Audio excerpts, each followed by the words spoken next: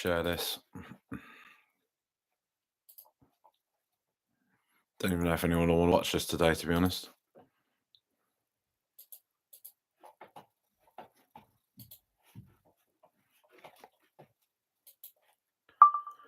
Well, that wasn't very good, was it?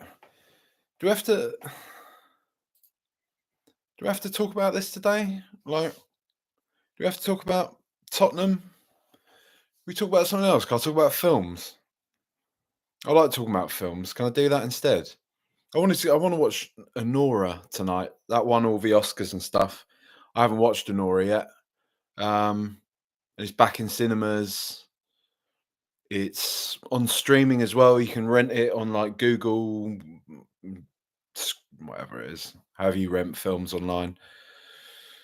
Maybe I'll watch Anora. Can we just talk about that? Can we talk about the shock decision to see Anora sweep up at the Oscars?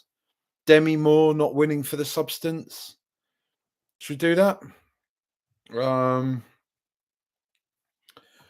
That was not good, was it? That was not good from Tottenham at all. It's quite hard to really sort of dive into or describe what it is that we've just seen there. The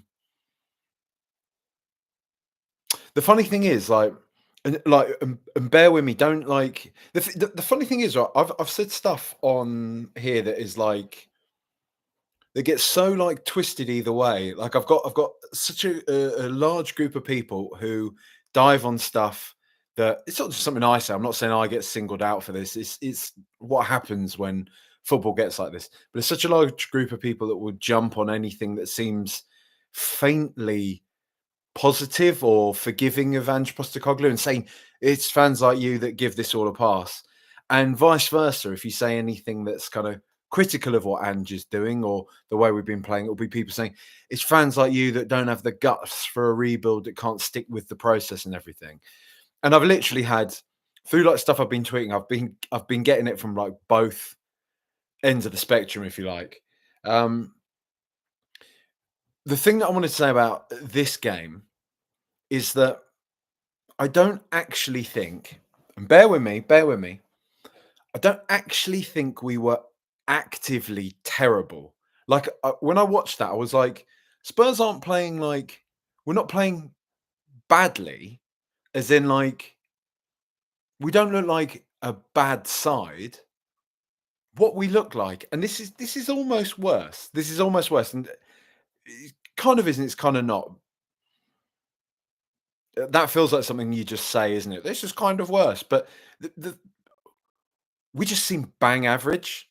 We seem absolutely rank average, absolutely bang average, and that's worrying. We've been told for weeks, for months, actually, really, for months, better better part of a year, that when the right sort of personnel come along, once the right players are back, once the fitness is back, we'll start to see it again. We'll start to see what we saw in those early days. And I can't help. I'm I'm sorry, folks. I can't help but start to really now feel that those opening 10 games of Ange's tenure, that was kind of some sort of a bounce or whatever, because we've not seen anything now close to that. And there's only so many more allowances you can continue to make for a manager. You can say whatever you want about like injuries, yep, fine, about the players available to him, all this type of stuff. But really, being truthful, we've just seen nothing. We've seen nothing to suggest that we're on any sort of trajectory that's anything other than downward, really. Our players seem to be actively getting worse. That kind of farcical free kick routine that, you can say like I think it was Madison and Son. You can say two senior players like that, they should be doing better. They shouldn't be kind of uh, they shouldn't be so sloppy. Like I saw somebody say like in earnest on Twitter saying they should have their wages docked for that. And I don't necessarily disagree with that, because it's such a professional dereliction of duty, right? Um But at the same time, I can't help but wonder if being in like deeply unserious conditions for a prolonged amount of time, and that is what it's starting to feel like. I can't lie, has caused this. And look, I mean, that's just a side point. Like, I'm not saying, of course, I'm not saying Ange Postecoglou is directly responsible for Son and Madison messing up a kind of free kick routine. But what I'm saying is when this sort of starts to creep into players' games, like good players' games as well, these fundamental errors, it just hints to me that, like, I don't know, that coaching or training just isn't up to spec. That people are starting to, the grass is growing for certain players, and I don't know, man. Sort of spoken about on here before. I don't think it's all entirely Ange Postecoglou's fault per se, but his way of jumping from team to team and not really having an established coaching team around him, bringing in kind of randos every time, means that there's less control. There's more room for speculation, if you like, and by speculation I mean a speculation of hope, a speculation that they might be good, that these players, these coaches, and what have you, CVs might be up to task. But there's nothing to suggest that the coaching team that he's assembled is actually that good. Um, and he might be great, but it takes a team. Uh, I'm just, I'm not like, I'm not even angry about that. I'm not angry. I wasn't sat there thinking, swearing at the TV and thinking, Tottenham, what are you doing? How is this happening? I was just sat there watching a really average display from a really average football team. And that's what I feel that we are. I feel that's what we've become under Ange Postecoglou. Um, the team was all over the place under other, you know, managers that we shall not name, managers that we had plenty of criticism for. But there was still a level of competitiveness, really, to all of those sides. This is, I don't know, this is not good. This is not good, and the excuses are starting to wear thin. They really are starting to wear thin. Um, I just don't really get. I just don't. I don't know. I think I'll stick with what I've been saying lately. I think in my heart of hearts, give him to the end of the season. See what goes on. I can't really be bothered to have another big manager chasing the summer or what have you. If there's somebody good, somebody concrete lined up, then pull the trigger, get rid of Ange, bring them in. But what I don't want to have happen is us sack Ange Postecoglou and have nobody else lined up. We need to do it. It needs to be sharp and it needs to be decisive. Like when we binned off Juan de Ramos and Harry Redknapp was there ready to come in. We need to have that. This needs to be clandestine, horrible meetings. Scott Munn having meetings on golf courses, maybe, which, you know, everybody was very quick to dismiss the whole golf course thing. There's quite a few people that have suggested that that might be more real than people gave it credit for. Um, so maybe the wheels are in motion. Maybe conversations are happening already. But if Ange is to go, I do want somebody else lined up. I don't want months. I don't want Ange Postecoglou going and us sitting there for 2, 3 months, desperately scrolling through managers, desperately interviewing people, getting publicly rejected by. I don't want that. The club doesn't need that. The players don't need that. We don't need that circus around it anymore. It needs to be quick, decisive, sharp. We need to have somebody in mind, get them, see if they're up for it, bring them in, say bye bye, and thanks for trying, but it's not happened. See you later, gone. But if that's not the case, I don't just want him sacked for the sake of it. I don't just want to get rid of Ange Postecoglou because we're not happy with the results right now.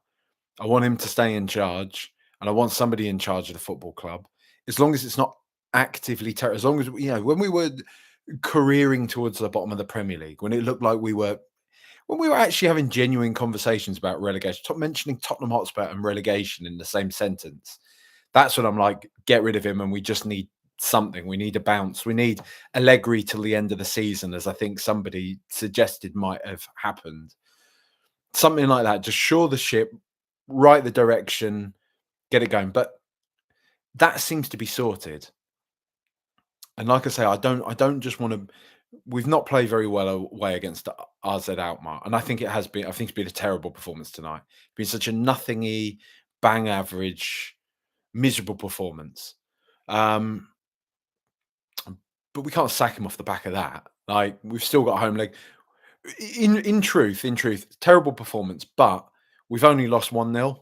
Like, I know that sounds like peak straw clutching, and maybe it sort of is, but it's not intended to be that.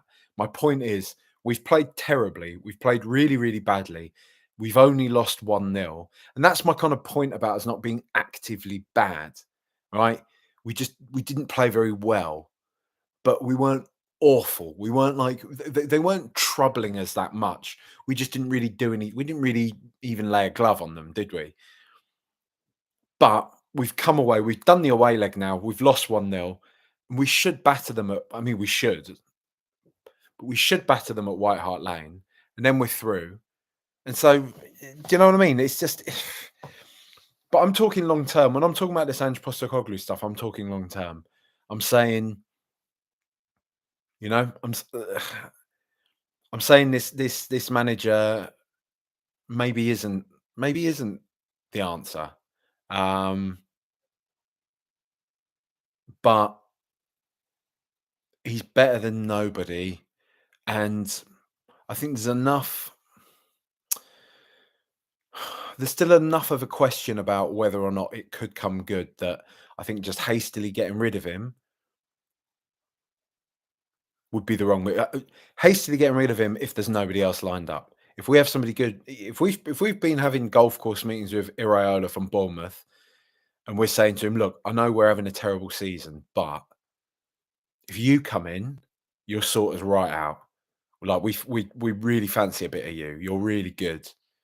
Come on, join Tottenham. You have a bit more money to spend, more prestige. You're managing in London. It's good. 2-3 years time, Real Madrid might come in for you. That's usually how we sell our project to people, isn't it? Um,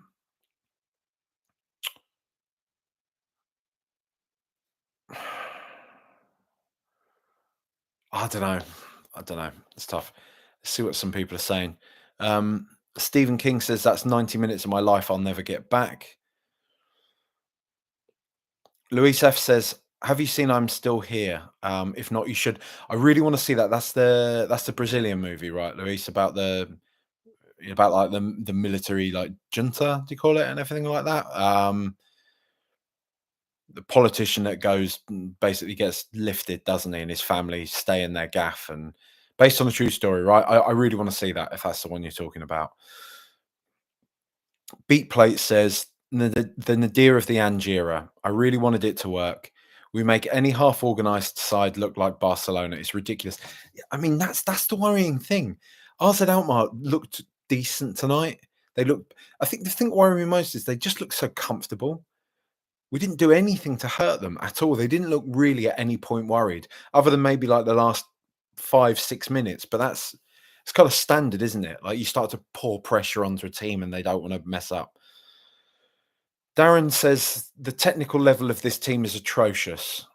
He should have brought more on too, especially after his performance against RZ earlier this season. It's a bit weird, actually. I don't want to say Moore slipped out of favour. It is worth remembering that he's 17 years old, I guess, and I'm sort of reminding myself of that. But Moore did make a big impression when he first came into the side, didn't he? And now it seems like he just doesn't fancy him anymore. I don't know. James, maybe there's more to it. Maybe he's not fit or something. James Forster says, a proper stodgy performance for a team that prides themselves on giving it a real go, to not even threaten their goal with a shot on target is all. God, did we not get a shot on target? Please tell me that's not true.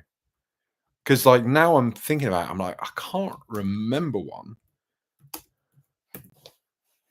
Tottenham versus RZ Alkmaar. What one shot on target. Just saying, one shot on target. I couldn't tell you who it was, but one shot on target. So they had 12 shots, 5 on target. We've had 7 shots, 1 on target. I mean, the thing is, we've had the lion's share of the possession, 62%, 577 passes, 87% of those um, accurate. But it just kind of harks back to something I was talking about earlier on in the season, which is kind of that impotent possession, isn't it? It's an impotent layer of possession where we hold on to the ball but don't really do anything with it. Llama All Sports says, turned it on just before 1-0, then turned it off because I just knew. Um, Fair enough. Did you actually like people say that? Right, Llama All Sports, if you're still there, did you actually turn it on? You watched it, didn't you? You did watch it really, didn't you? I don't know. Anna Michi says, was that us taking the competition seriously? Let's hope not, mate. Let's hope not. Because, yeah, I mean, it's a bit worrying if it is, isn't it? Jask says, is Brennan Johnson the most undynamic winger? He never does a step over or a feint. We lack any threat on the right hand side when he starts. Yeah, I mean, I'm not big on Johnson at all. I'm not going to lie. I know he's kind of right place, right time. I've seen him described as a system player, but I'm just not really having him.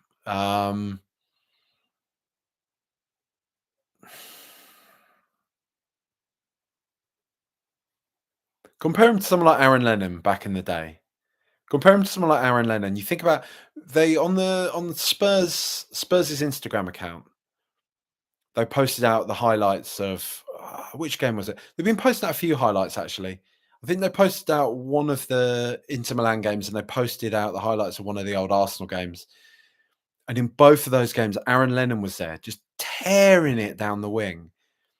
And I want to say I didn't fully appreciate it at the time, but I did. We all did. We loved watching Aaron Lennon. And the biggest thing people would always say is his final product's no good. It was fine. His final product was fine. Yeah, he didn't have David Beckham-esque crosses or anything like that. And I think that's kind of what people were comparing it to. They were saying that, like, technically he wasn't up there with the very best. But the thing about Aaron Lennon is he would terrify opposition teams. Look at what we did against AC Milan, the famous breakaway with Lennon and Crouch. Like, Lennon was just so direct. And I was just thinking this as I was watching these old highlights, I was thinking, I would give anything for a peak Aaron Lennon in this side. In this team, in this kind of system, the way we play, a peak Aaron Lennon would be just absolutely gobbling up the opposition. It would be a joy to watch. He was such a disruptor, and I think I get the point, like, because that's just what we lack with Johnson. Johnson can drift in and he can get on the end of stuff, and I think that is a valuable skill to have. But on balance, he's so unthreatening. He is so unthreatening, and it's just, I don't know. It's just he's so peak this this Postecoglou side. He's so emblematic of it. It's just so, oh, well, oh, sometimes it works, sometimes it doesn't. Maybe we'll get there in the end, maybe we won't.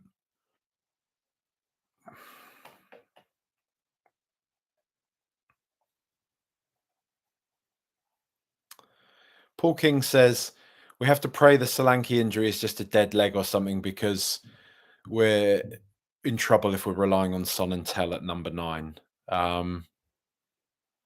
Yeah, I mean,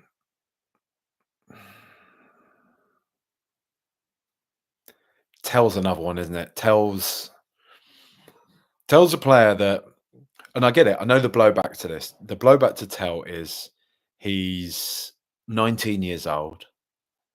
Give him a break, like don't jump on his back. He's a kid. And I understand that. I do get that.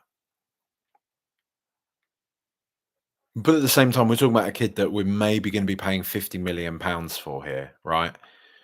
And I'm looking at him and I'm thinking, have I seen anything from him that is like remarkably better than what I've seen from Dane Scarlett already so far? No. If anything, Dane Scarlett looks better suited to this system and looks like he's more developed, looks like he's further along. Yeah, he doesn't come with the kind of the flashiness of being a new signing from Bayern Munich, all that type of thing, right? But can you honestly tell me Tell is head and shoulders above Dane Scarlett? And if there's even a conversation about that, doesn't that tell you that the 50 mil or whatever it is that we're going to be spending on Tell could probably be used better elsewhere? Because we know we're always on very restricted budgets, this football club. Um, I don't think Tell's a bit like the thing is Tell's nine. I get it. Tell is 19 years old. He's a kid. It's his first season in a new country, at a new club, all that type of stuff. I get all that, and that's all valid. He's a young player that's been relied upon heavily because of injuries, right? He's been thrown into the middle of it. But my point is purely there's a lot of money to spend on somebody that doesn't look particularly that good, right? Just Gem says we were inactively terrible. Dwayne 3 says, is Ange a better manager than Ryan Mason? Quazed says, genuinely, just get Mason in. Owen Lawrence says, I would get rid of him tonight if it were up to me. I've been broadly on board, but I think there's more chance a caretaker does something with this squad than he does now.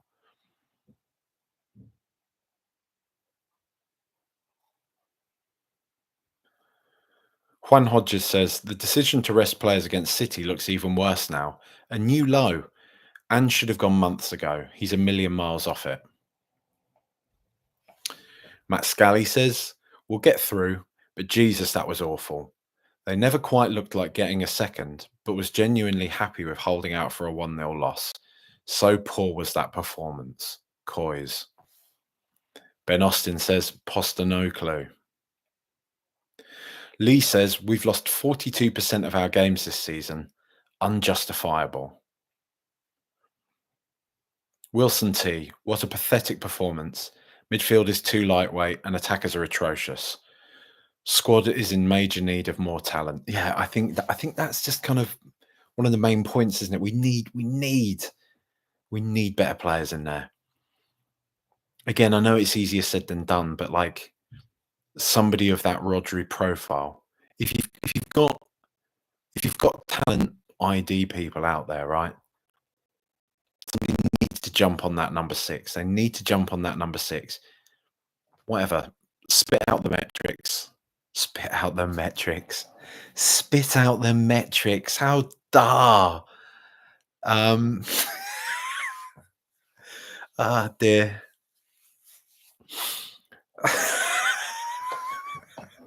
Spit out the metrics. It just doesn't even make sense. What are you blithering on about? You witless moron. Look, somebody needs to look at the data. They need to look at the scouting, the video analysis, all that lark, right? And they need to identify a number six that is of that kind of Rodri profile. Who doesn't need that? I know. Stick them in the midfield. We need a monster. We need a monster in that midfield. Bentancur ain't it. Thomas Jones says, when we lost to Leicester, it was obvious to me that replacing him with an experienced European manager was the way to go.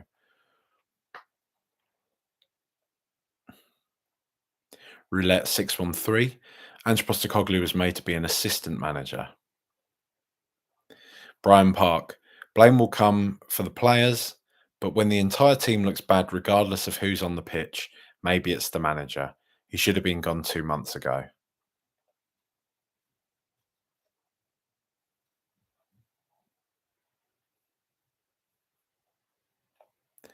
I'm just sort of scrolling through the comments, and it seems to be unanimous. People are,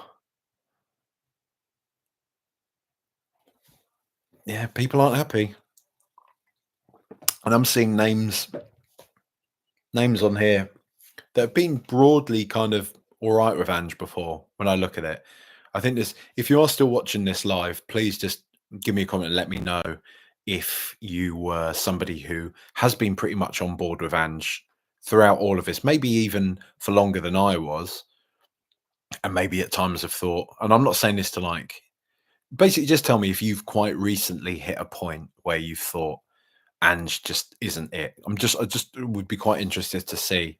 Robin Sherwood says, "What's the golf course story?" So the golf course story, Robin, is that Scott Munn had a meeting at I think it was like a golf course in the home counties, somewhere just outside of London. He was going to play a round of golf with Maurizio Pochettino and Jesus Perez. Um, and somebody at said golf course, I think, took a photo. They didn't take a screenshot. I think they took a photo of a monitor with that booking on it, and that went round on the internet. And then lots of people were like, this is nonsense. This is just somebody's just made this up because they want to seem like they are, there's somebody in the know. But a few people have said since, I'm not sure if I'm allowed to say who it was. Basically, a chap I speak to quite frequently knows people who know the person who took the screenshot. And I know that's all very my mate's dad's best mate's dog walker said this thing, but I'm pretty sure it's legit. I've seen a few people sort of say it was legit that Scott Mann was going to go and play around a golf with Jesus Perez and Maurizio Pochettino. So, you know, take from that what you will.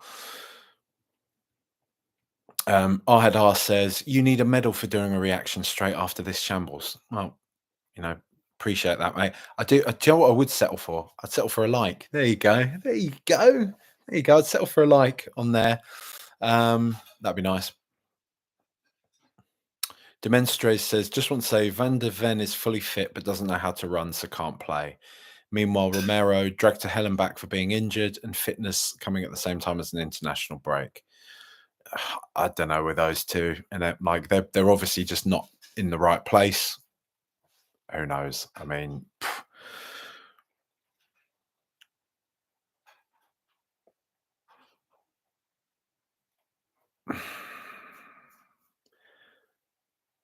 so I'm starting to get quite a few comments now from people saying,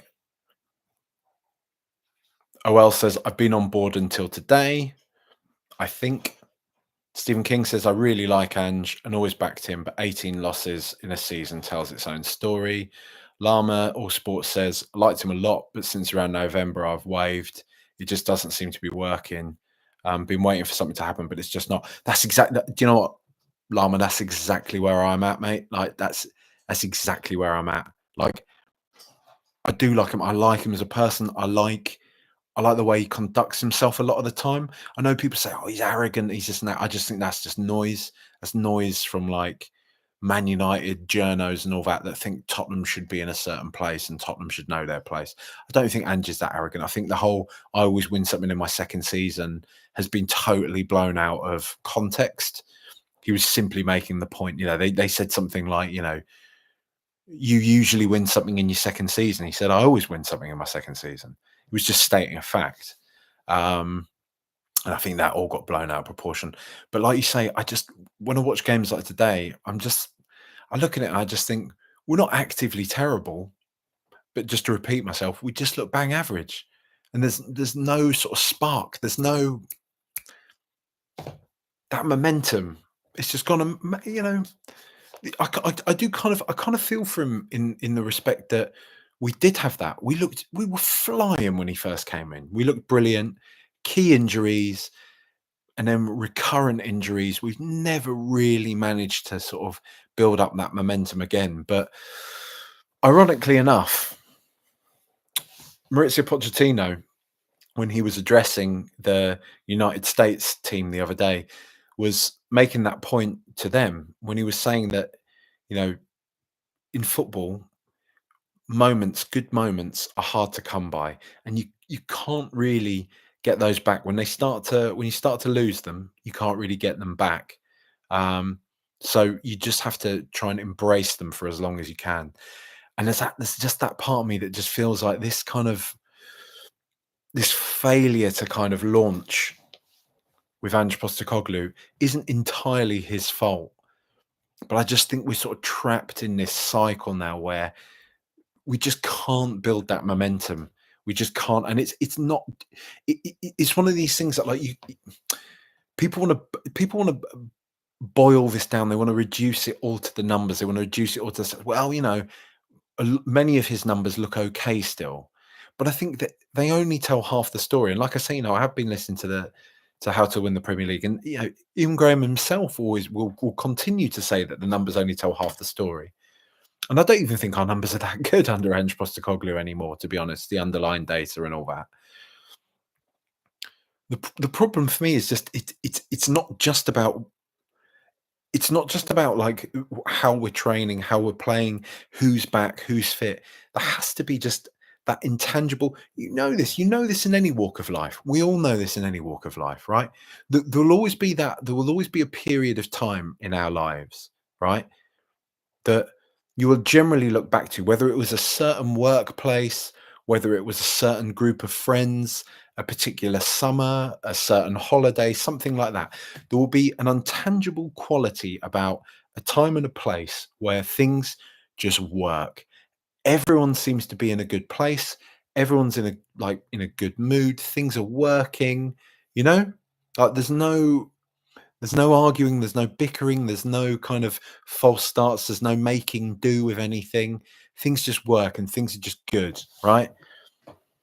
And I think we had that at the start with Ange. And like I said, I don't think it's entirely his fault, but it's gone. It's like sand through fingers. And I just don't, I just feel like that momentum isn't ever going to come back. That's my worry. And just watching this, I don't think it's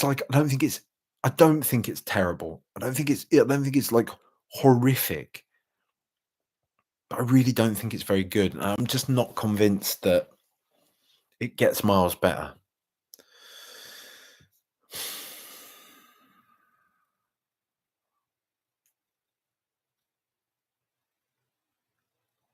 Ollie Stone says, glad I woke up at 4:45 down under to watch that. Yeah, sorry about that, mate.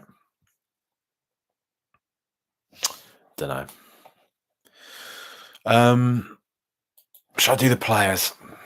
Yeah, let's do the players. I think I've already got the Tottenham RZ right. So, Shiliama Vicario, I thought was a good performance. He pulled off one absolutely world class save. I thought when he got down low. I can't remember who it was. Was it Poku? I think who got that shot near the sort of hit it towards the back post, and Vicario got down quick and really got a hand out and kept it out. Decent performance from him. Wasn't really bothered that much. Otherwise, yeah, the goal, he couldn't have done anything about that. Jed Spence, as per usual, one of the best players on the pitch for us. Great. No complaints about him whatsoever. Should have played against Manchester City. Ridiculous decision to not have him playing. Yeah, great. Archie Gray, I thought Gray actually had quite a good first half and really shrunk as the game went on. I wonder if that's fatigue kicking in with him. He's played a lot of football. He has played a lot of football, and we know he's very young, right? But yeah, like I say, I thought he started the game really well, and I think he drifted. I think the game sort of passed him by a bit in the second half. Kevin Danso, great. I thought he was great. He had that one like lung bursting run. in the first half and managed to actually dribble around a couple of players and put a decent enough cross into the box as well. Very talented footballer. Looks like a really great piece of business. I really like him. I'm really, really encouraged by the start to his Tottenham career. Really big fan of his. Destiny Udogie, I thought was a better performance from Udogie tonight. He's obviously getting back up to full speed, and it wasn't a vintage performance from him, but I thought he was better than we've seen him in the past couple of games he's played. Lucas Bergvall. The annoying thing is, up until the own goal, I thought he was playing really well.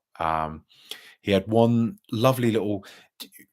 So Bentancur, it was maybe about 15 minutes or so into the game when Bentancur pulled off that nice. So it was like a 1-2 between Bergvall laid it off to Bentancur, who then produced like a nice little kind of flick, like an almost like back heel through the legs of the man that was on him.